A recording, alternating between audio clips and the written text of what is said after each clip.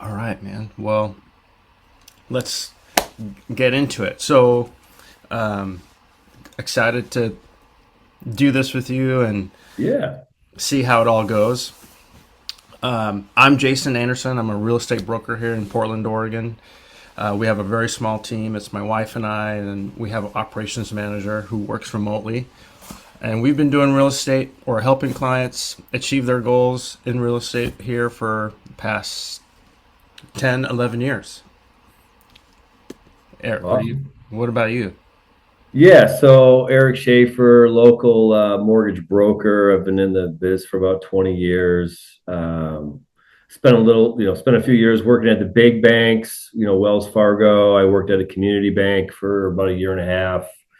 Was a preferred lender for a large production builder for a few years in there as well. And I've been a mortgage broker for just over 5 years now. Again, it's local. The office is in Lake Oswego, and we've got people primarily on the West Coast and the Pacific Northwest, but a few offices dispersed down into Arizona and Texas and Louisiana as well. So, Nice.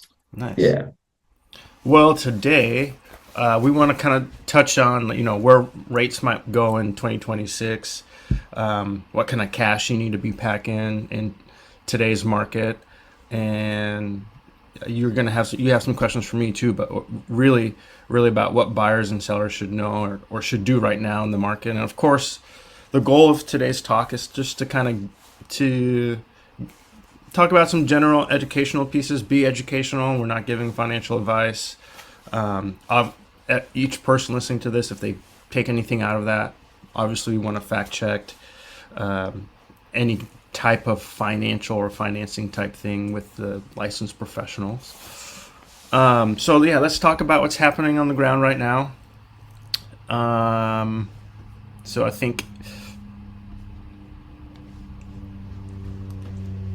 Eric, you have some questions for me initially. Yeah. I mean, basically, I guess before we kind of jump into some of the conversations around rates and projections, I know that's going to be a hot topic on the real estate side as far as you go. I mean, I guess I'm just sort of kind of curious. And I think a lot of people are like, what you're seeing in the current market right now. What are you feeling, right? What's your pipeline look like? Who's reaching out to you right now? Are you hearing from more buyers? Are you hearing from more sellers? Mm-hmm. I mean, how would you describe, market timing? I guess in other words, like, is it a good time to buy? Is it a good time to sell? Mm-hmm. What's the vibe out there right now?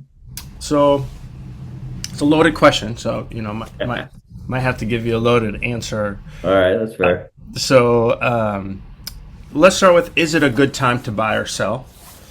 I think personally, just given the data, given client experiences in comparison over the last, different phases over the last 10 to 11 years, that right now is a good time to transact in the market because, in a nutshell, we're back to a place of balance where you don't have to necessarily worry about volatility and where the affordability piece might be when you're going to sell and then having to buy, for example. Nobody wants to sell when rates are at 6% because rates are low, and then turn around and all of a sudden when they go to buy, rates are at like 7%, making it a little less affordable for them.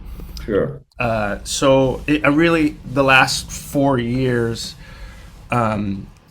we've seen, lower sales, but prices being pushed slowly. So that's kind of eroded affordability. Yeah. But so that's been the last phase since the pandemic boom of super low rates when there were like too many people chasing too few homes, and that really pushed the market. I think the last 4 years when we saw that shift in the market in November of 2022, or sorry, that was in May of 2022 or April. Anyway, in the spring of 2022, when rates started to change and get a lot more elevated for longer periods of time, We saw a phase of the last 4 years of elevated rates really hurt or weaken affordability. Yeah. And so there was the mortgage rate like lockdown that they talk about, which we're Yeah. starting to see change, because now, since the data came out the end of year 2025, there are as many people right now with rates below 3% with the amount of people that have around 6% or elevated Right. market. Right. So we're starting to see the behavior of people change, that they don't want to necessarily lose a low rate. They're totally fine if an opportunity comes along and they have to move from their 6% rate or whatever, 7% rate Right. to get into a 6%. That's starting to kind of flush out. I mean, life is going to happen regardless of your mortgage rate over time, right? Eventually, things happen, right? So Mm-hmm. yeah, you just can't hold on to that 3.25 rate forever in some Yep. cases. So Yep. yeah, gotcha. Yeah. So, and a lot of this comes back to the affordability piece. Um, so I think because prices are remaining flat and rates are less volatile in the way of going from 6.5% to 7%, Mm-hmm. in a span of a short period of time, we're starting to see inventory increase. And I would say that supply is a function of demand. So somebody who might be selling is also someone who might be buying Okay.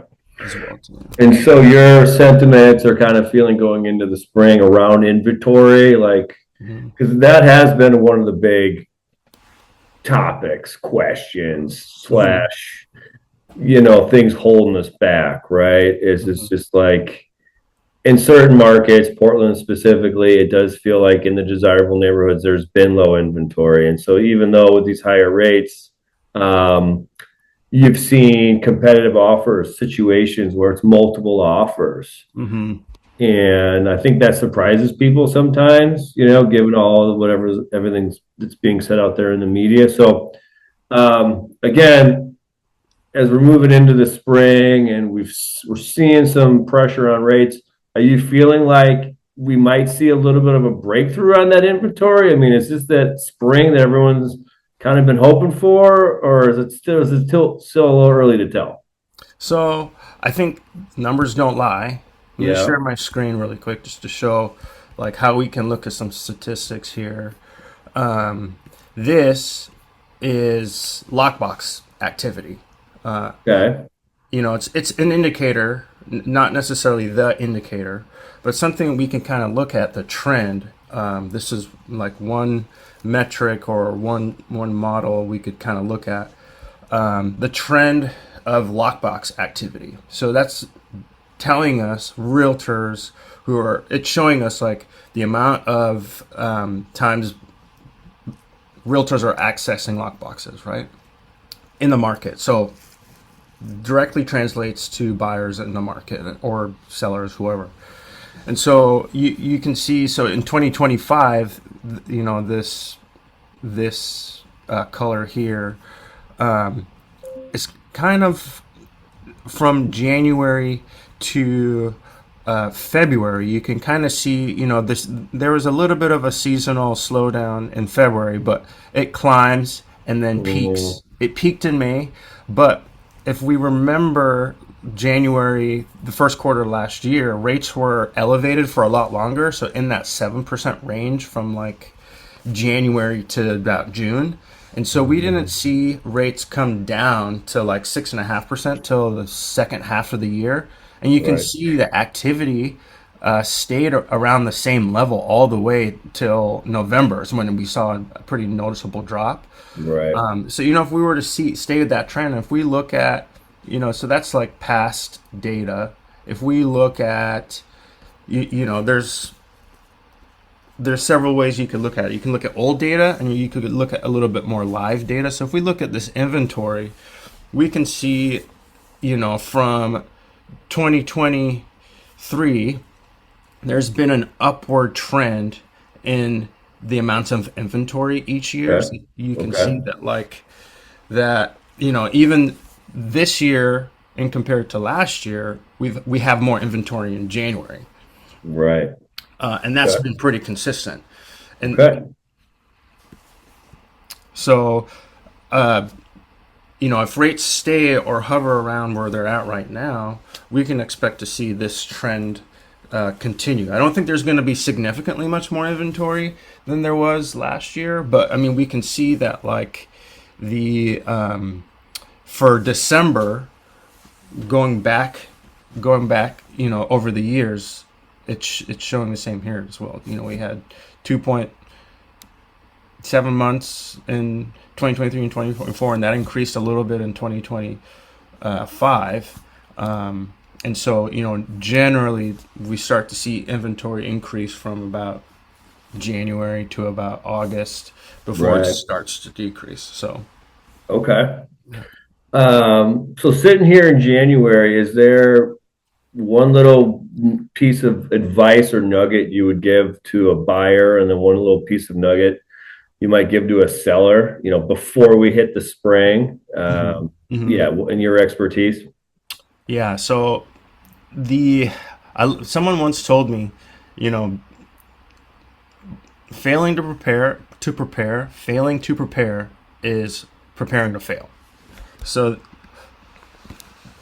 you really want to get in touch with your expert or your realtor and your lender, like, way in advance. Yeah. I understand there's those times where, you learn the month of that you got a job promotion or a job change, and you need to relocate, and you have 30 days to be packed up and move. And we can certainly hustle, and we've done that before. We've had to, like, work really quickly, but it never hurts to reach out to your lender to get scenarios on what numbers look like.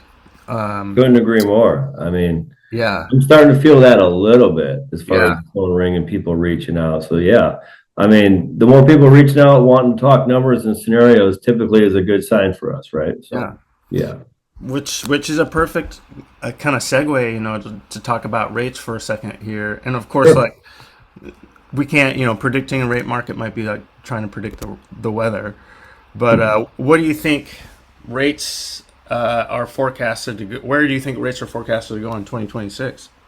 Yeah, I mean, there's kind of two sort of opinions out there right now, right? There's sort of the prickly pessimistic opinion that a lot of experts are holding on to, that hey, we're probably going to about hold where we're at, right? We've seen some slow improvement here in the last few months.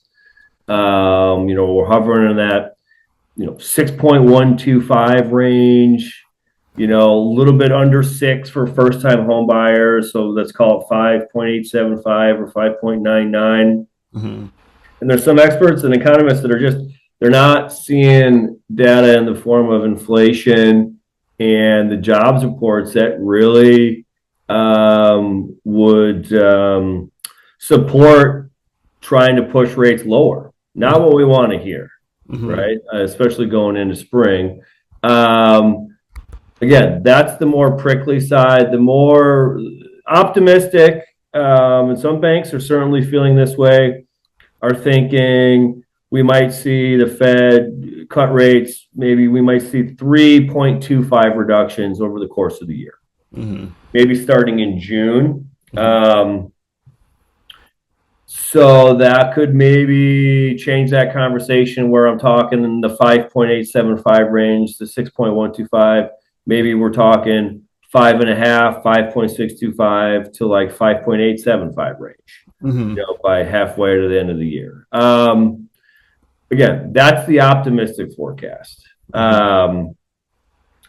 And I know we're going to kind of get to it a little bit later, but obviously the wild card here, or X factor, is some of the recent news and headlines that the Trump administration has made here regarding this $200 billion bond directive and what that might do to rates. That is the big X factor right now. And we can talk about that here in a little bit, but that's kind of what I'm seeing out there for rates. Is nothing hugely significant happening between now and the next few months. Keeping a strong eye on inflation would be the one thing I'd look at the most. Yeah. Okay. So if someone's wanting the perfect rate, like, what do you think? Is it worth waiting, or is there a risk of waiting? You know, Yeah, so there's that's a good question. I mean, takes me back to, I guess, this the idea of like, is this the right property for you? If we're talking about specifically about buyers, Mhm. right? I think if you're in a position you can afford it, you qualify, and it's the property that you've either been waiting for or that your family is in the need of in the form of maybe some more square footage or a new location or whatever it is, I'd strike now, right? I would not hold my breath for substantially lower rates coming this year. The risk there is you hold off for rates to drop a little bit, and now we see prices on the rise. We see some of these properties harder to get into contract, and you don't you marry the house, not the rate, right? So you get the right property. At some point down the road, there should be a refi opportunity. No promises, no guarantees, but yeah, you'd hate to see people miss out on the property that they really want, holding for maybe a 0.25 better in interest rate, right? hmm yeah, yeah. So yeah, like you're saying, it's really about seizing the opportunity, because there might be a lower rate in the future, but not significantly enough for you to miss out on an opportunity that like may better your quality of life. If that's Exactly. got I mean, I'd love to got say, hey, we're thinking rates are going to be down around 5.25 hmm halfway through this year. hmm I'm just everything that I'm, looking into the research and experts, no one really is forecasting that right now. So, Okay. yeah.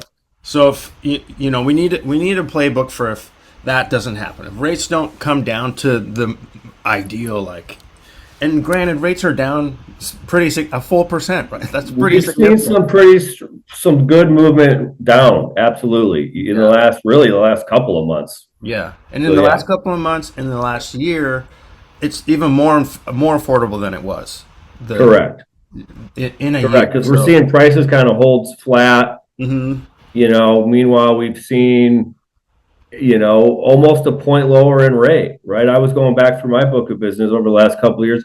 I have well qualified clients that closed at 7.375, wow. 6.99. hmm In one case, 7.875, right? And these were not investment properties. So hmm that same client today, similar credit score, down payment, you're definitely in that 6.2 to 6.5 range. So mm yeah.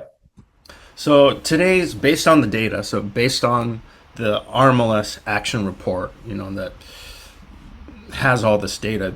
It says that the median sale price in Portland Metro. So this is for all the counties within the Portland Metro. Okay. The median sales price is 549. So let's just say Right. 550.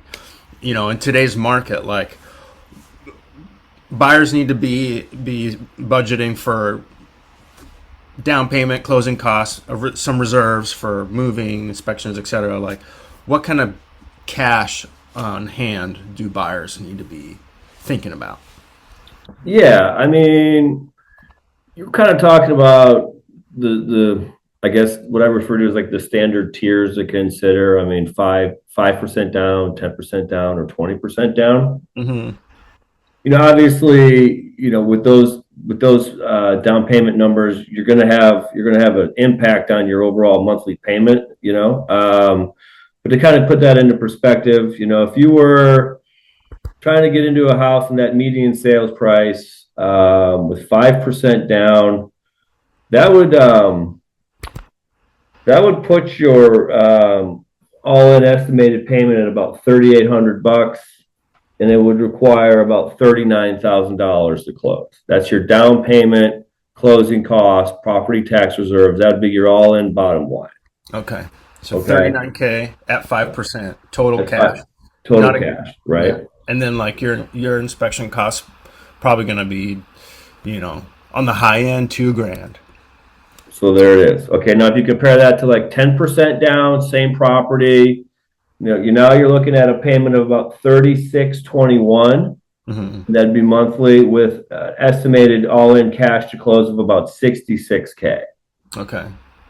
So, yeah, okay. That's pretty, $200 savings on the month-to-month payment Right, between 5 and 10%. right. And then the big one is, okay, the magic number that's always been discussed is like, 20%. Whether you've got it, savings, you've got, access to some relatives that might be able to help you with a gift or whatever. We see that a lot, but Or resale. same, you've just sold a home and you've got some proceeds. What you're looking at there would be about 3,200. So your all-in monthly payment would be about 3,200, Mm-hmm. and your necessary cash is just over 121K. Okay. Okay, that's all based off of the going rate today at 6.125. Gotcha. Okay, Yeah. so yeah, I mean, what I find interesting is, yes, those numbers as far as the cash to close kind of jump up with each tier for sure. But it's like, it's wild. You don't see like a huge difference in that monthly payment. Mm-hmm. A little bit, right? But so it leads me to say, like, I often think like 10% is kind of a sweet spot for buyers, Mm-hmm. just And in general. is there like so like that's the 30-year mortgage, or people Right. are they doing, when do ARMs make sense? And like, are people even Yeah. So that's the now? ARMS is an interesting one. So to be honest, we haven't seen any of the wholesale lenders, so I'm a mortgage broker, roll out adjustable rate mortgages Mm-hmm. that are offering any huge advantage to the 30-year fixed, Mm-hmm. as far as the way they're pricing them out, meaning the rates that they are offering, Mm-hmm. right? Just not seeing it right now. There's a little bit of talk about them looking into certain lenders wanting to make the ARMs more appealing. Mm-hmm. You will see it maybe show a small improvement if we're going to do an FHA loan, or jumbo loans. Mm-hmm. Okay. So, but for most buyers that are going to fit into this conventional loan program that we just kind of went through, with 5, 10, 20, even 15% down, most cases we're going to consider a conventional loan. And yeah, again, the mortgage, the term, and the program that's pricing out the best in most cases is the 30-year fix, the old-fashioned 30-year fix. Okay. There you have it. There you have it. I mean, right now we're in such tumultuous times. I think there are a lot of folks kind of on the fence about moving, or even if this is right time to be buying a house. But it seems like the administration is like, we're coming up on the midterms, and Yep. they're throwing a bunch of stuff out there to. They are. I mean, The the first time home buyer bucket is cool just because there are programs that allow us to push those rates below 6%. Mm-hmm. Hopefully reduce costs, hopefully reduce PMI. It allows for lower down payments. And I ran some numbers there too. As far as like a number of maybe cash to close or money needed or saved up in that, based on that median sales price, the number I came up with was about 28 to 30K. Okay. For a first time home buyer, right? That's assuming no seller concessions. That's obviously always can help that bottom line for the buyer, but that's kind of the number. That's assuming a 3% down payment, and then being able to cover your own property taxes and closing costs. Cool. And for the people that make it this far in the video and want to know or understand, like, you maybe haven't bought a house and you understand what seller concessions are, that's when we negotiate some credits from the seller based off of repairs or whatever it may be.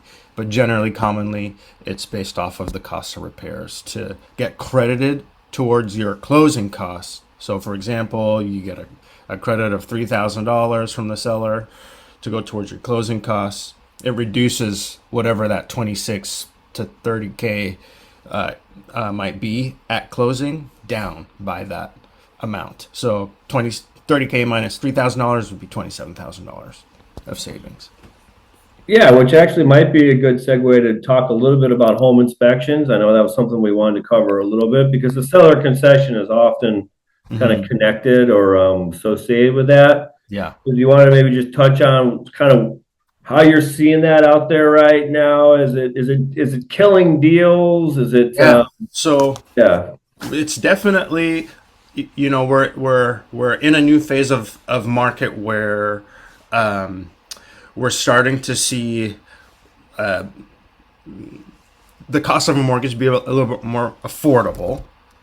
And inventory, we're still working from super low levels.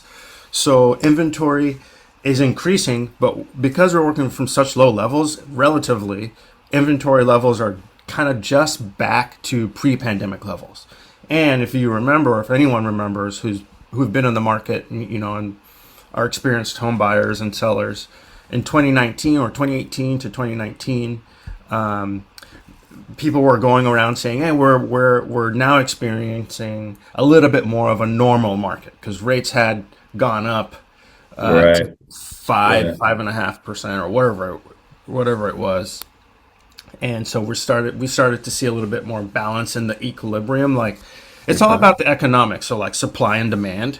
Right, So when there is low supply, there tends to be higher demand, and vice right, versa. right, So in today's market, when we're starting to see a trend of higher supply, buyers are definitely the behavior is that like I'm showing a lot more homes now because they're a little more the psychology is that like I've got more options to choose from, so they're a little bit more choosy, and so um, you know if we're looking at two apples and one has is slightly more blemished than the other, people are going to go for absolutely. the lesser of the two. So Hmm. when a property, for example, comes on the market has a lot of repairs that have been um, neglected over the years, like it doesn't bode well for a seller come inspections because buyers feel like they want to get their money's worth. If a house has a lot of repairs, and we've experienced this too, Yeah, on deals that we've worked absolutely. on, we like one of the sales that we worked on last year, we went through and there were some significant repairs. The buyer really loved the house. It was like to the tune of $80,000. Right. And when people hear that number or see that number, it's an automatic deal breaker. Like, no, I don't I, want to move. and yeah, I would say 9.5 out of 10 times that kind of figure is just going to kill the deal. Right. Yeah. Yeah. Yeah. And so in that case, like, one, you can't get a credit that large back generally, unless you're cash, maybe. Um, and then also there's the unknown of like, what other can of worms am I going to open once I start to do those repairs? Because Right. and like Right. when you go to remodel your bathroom or your kitchen, the saying is that the rule of thumb is you always want to plan an extra 10 to 15% because Right. Right. contractors find something new that was unforeseen and yada yada. So Right. Right. the strategy that I've been seeing buyers choose if they want the house is we want the repairs need to be done prior to closing, which sets off a huge chain reaction of a lot of checks and balances that need to be in place, especially Yep. working if it's financed. Yep. The lender wants to make sure that these repairs get verified by an appraiser. Right. And you've got a timeline with a close date and probably an interest rate lock as well. So there's Exactly. multiple things you're managing there on the timing line on timeline. Yeah. Yeah. And so when there are those repairs, that level of repair, buyers are of the mindset that that has to be done prior to closing. Now, on the flip side, when a seller, and we've worked with sellers like this too, we've worked together to get the house ready. So we're looking at it through the eyes of a buyer. We're looking at what's the best bang for the buck and addressing things that, as many things that are unforeseen. So, like the big mechanical things and structural items. If a buyer is like, I don't know what my sewer looks like, but needs to paint their house, let's not waste your time on fixing the sewer. Let's Right. spend your time painting the house, and then once the inspection happens and it exposes a sewer repair, then we can negotiate. We can negotiate that at that time. At that point in time, a buyer's emotionally connected to like how beautiful the house is and the area it's located in. That, you know, if there's a realtor on the other side, which, you know, 99% of the time there is, they can help alleviate that emotion and explain to that buyer that like a sewer repair, it could be really nominal, or and it can get done pretty easily prior to closing, or they get a credit in lieu of that after closing because the contractor comes out, they give a bid, and they can promise that price. Okay. For the most part. Yeah. So in a nutshell, it behooves a seller to make their house as move-in ready as possible because of there's a little bit more supply, so there's a little more competition. Okay. And especially this year, if we're seeing that like rates are still going to stay elevated in the 6% range, but maybe come below.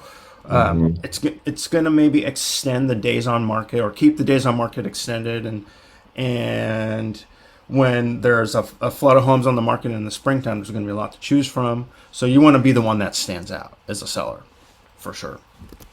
Okay, gotcha. So as far as who might in the current market, when it comes to inspections and some issues coming up, when it comes to who might have the leverage, is it fair to say it's more of a, even in today's market, it's more of a case by case? Definitely. Yeah. Definitely. You know, a seller has more leverage if they've underpriced their house 5% and they have multiple offers. Okay. But and they might, you know, a seller may negotiate for there to be no repairs, and so a buyer really needs to stand by that contractually. I've seen where buyers change their mind and the sellers, you know, said, "Hey, you're violating the contract by trying to go against writing in the contract that you're going to take the house as is and ask for no repairs," if that's actually written in the contract verbatim. Okay. And so that buyer has a decision in that point in time to either move forward with what they promised they offered or walk away. And I would say that, you know, if we're out of 10 times, a buyer is sticking to it 9 out of 10 times. Okay. And that's directly correlated to the severity or the cost of the repair. So if it's a $5,000 repair, they're likely going to stick to it. But if it's like a $10,000 to $15,000 repair, that's going to make them think a little bit longer on whether or not they want to move forward with something like that. You know, the thing about that is that like it's all in negotiation. So you want to have the right type of negotiator on your side to help you through that. You know, it's all about the psyche of the seller and the buyer. And, you know, if somebody's going to walk, but they have a backup offer, and the seller communicated with the backup offer that this person might be walking, and the backup offer may want to take the home. They may be a little bit more eager, and so they may want to take the home as is and not even have to worry about it. And that changes the psyche of the first position. They're like, oh, somebody else is going to take it now? Well, I guess I'll just continue with the sale. So it is very case by case for sure. Okay. Well, that's helpful, man. Thank you. Yeah. We skipped over it, but I'm really interested in the 200 billion mortgage bond. Yes. Directive. Maybe that's a good thing to kind of round this up with. A lot of chatter, a lot of headlines. The sort of the nuts and bolts of it is well, first off, let's just acknowledge it's something that Trump just put out there through social media, right? Nothing has taken effect yet. There's a lot of, I guess I would use the word excitement around it. There's also a lot of questions, and of course, there's quite a few critics that are wondering what the long-term impacts on the economy of something like this would have. But in short, I mean, basically what we're talking about is the sort of the inverse relationship, right, between the price and the yield. So if the Fed and Fannie Mae and Freddie Mac can come in and flood the market with some cash and buy those mortgage-backed securities, it'll basically have an impact on demand and drive mortgage rates down. So that's the theory behind it, right? We saw the government do this after 2008, all the way through 2014 when we were going through that financial crisis. They basically kind of almost artificially, by bringing liquid into the markets, kind of drove those mortgage rates down to keep things churning, right? And so basically, I mean, to kind of reiterate it in a different way, like the Fed can basically directly influence the rates by purchasing large amounts of these mortgage-backed securities. And by increasing demand, they'll boost the prices in turn, which would reduce the mortgage rates. So it remains to be seen if that's going to happen in one foul swoop, or if they're going to spread it out over the course of the year. And that's why we're a little uncertain as far as how much of an impact this is going to have on mortgage rates. Some economists are thinking with that announcement that some lenders have maybe already even slightly priced in that adjustment to their rates. Gotcha. I guess in summary, it should have some impact on rates.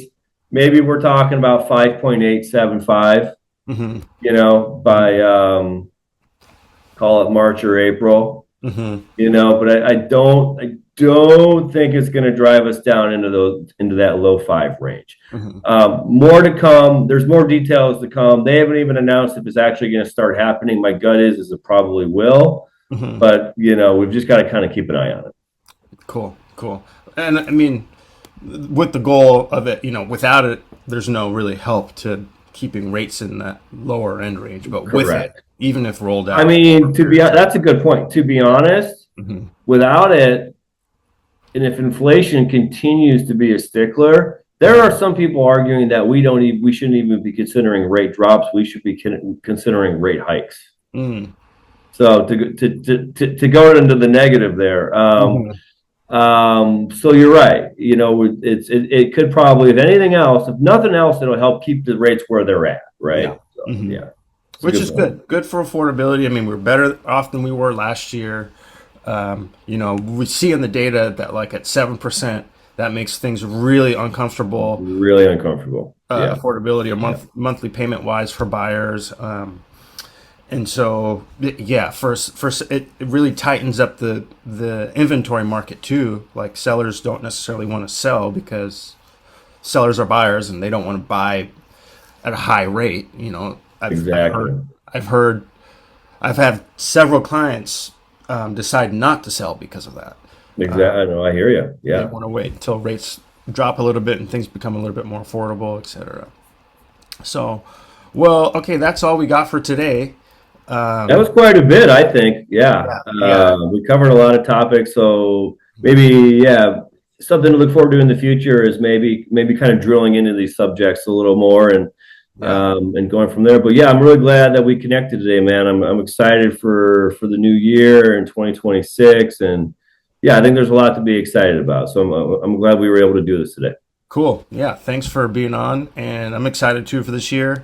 I think for those of you who are listening, you know, it's like I said, preparing to fail is